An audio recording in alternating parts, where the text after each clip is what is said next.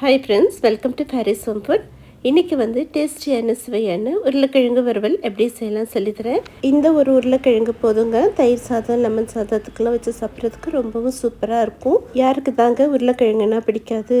எல்லாருக்கும் ரொம்ப உருளைக்கிழங்கு பிடிக்கும் தானே. அப்போ வாங்க இந்த டேஸ்டியான உருளைக்கிழங்கு வறுவல் எப்படி செய்யலான்னு பார்த்துடலாமா? வீடியோக்குள்ளே போய் பார்க்கலாம். வீடியோக்குள்ளே போய் பார்க்குறீ நம்மளுடைய சேனலில் சப்ஸ்கிரைப் பண்ணாதவங்க சப்ஸ்கிரைப் பண்ணிக்கோங்க. தேங்க்யூ. உருளைக்கிழங்கு வறுவல் பண்ணுறதுக்கு பேன் வச்சுக்கோங்க. எண்ணெய் ஊற்றிக்கோங்க. 1/4 டீஸ்பூன் உளுத்தம்பருப்பு, கொஞ்சமாக கடுகு போட்டுக்கோங்க. கடுகு உளுத்தம்பருப்பு பொரிஞ்சதும் 5-6 பல்லு பூண்டை தட்டி போட்டுக்கோங்க. இந்த மாதிரி போடும்போது வாசனையாகவும் இருக்கும், வாய்வு பிரச்சனை இல்லாமையும் இருக்கும். கொஞ்சமாக கருவேப்பிலையும் போட்டுக்கோங்க. எண்ணெயிலேயே இந்த பூண்டும் கருவேப்பிலையும் 1 நிமிஷம் நல்லா வதக்கிக்கோங்க. இப்போது உருளைக்கிழங்கு போட்டுக்கலாம். நான் ரவுண்டாக உருளைக்கிழங்கு கட் பண்ணியிருக்கேன். உங்கள் விருப்பம், உங்களுக்கு எப்படி வேணும்னாலும் நீங்கள் கட் பண்ணி உருளைக்கிழங்கு போட்டுக்கலாம். இப்போ எல்லா உருளைக்கிழங்கும் போட்டதும் 1/4 டீஸ்பூன் கொஞ்சம் கம்மியாக உப்பு போட்டுக்கோங்க. வேணும்னா அதுக்கப்புறம் கூட போட்டுக்கலாம். ரொம்ப உப்பு அதிகமாக போட்டுறாதீங்க. உப்பும் போட்டு நல்லா மிக்ஸ் பண்ணி விட்டுக்கோங்க. 1 நிமிஷம் நல்லா சுருள இந்த உருளைக்கிழங்கு இந்த எண்ணெயிலேயே நல்லா வதக்கிக்கோங்க. இப்போ எதுவுமே நம்ம மசாலா போட வேண்டாம், அதுக்கப்புறம் போட்டுக்கலாம். இப்போ மூடி போட்டு விட்டு அடுப்பு சிம்மில் ஒரு 3 நிமிஷம் வச்சுருங்க. இப்போ 3 நிமிஷத்துக்கு அப்புறம் ஓப்பன் பண்ணி பார்க்கலாம்.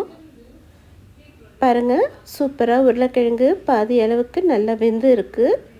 இப்போ 1 நிமிஷம் நல்லா ஹை ஸ்பீடில் வச்சு நல்லா கிளறி கொடுத்துக்கோங்க. அவ்வளோதான், 1 நிமிஷம் நல்லா வதக்கியாச்சு. இப்போ இந்த ஸ்டேஜில் நம்ம 1/4 டீஸ்பூன் மஞ்சள் தூள், 1/2 டீஸ்பூன் வெறும் மிளகாய் தூள் போட்டுக்கோங்க. 1/2 டீஸ்பூன் குழம்பு மிளகாய் தூள் போட்டுக்கோங்க. குழம்பு மிளகாய் தூள் இல்லைன்னா 1 டீஸ்பூன் மல்லித்தூள் போட்டுக்கலாம். எல்லாத்தையும் போட்டுட்டு நல்லா வதக்கி விட்டுக்கோங்க. தண்ணி கொஞ்சமும் ஊற்ற வேண்டாம். தண்ணியே ஊற்றாமல் இந்த மிளகாத்தூள் மஞ்சத்தூள்லாம் நல்லா உருளைக்கிழங்குல மிக்ஸ் ஆகிற வரைக்கும் 1 நிமிஷம் நல்லா வதக்கிக்கோங்க. நம்ம மூடி போட்டு விடும்போது சீக்கிரமாகவே உருளைக்கிழங்கு நல்லா வெந்துடும். தண்ணி ஊற்றி வேக வச்சிங்கன்னா நல்லா குழஞ்சி போயிடும், அப்போ டேஸ்ட் இருக்காது. அவ்வளோதான். இப்போ நல்லா 1 நிமிஷம் நல்லா கிளறி கொடுத்தாச்சு. உப்பு காரம் எல்லாம் நல்லா உருளைக்கிழங்குல போய் ஏற அளவுக்கு நல்லா மிக்ஸ் பண்ணி விட்டுட்டு இப்போ மூடி போட்டு விட்டுட்டு ஒரு 2 நிமிஷம் அப்படியே சிம்மில் வச்சுருங்க. இப்போ 2 நிமிஷம் ஆயிடுச்சு. இப்போ வாங்க ஓப்பன் பண்ணி பார்க்கலாம்.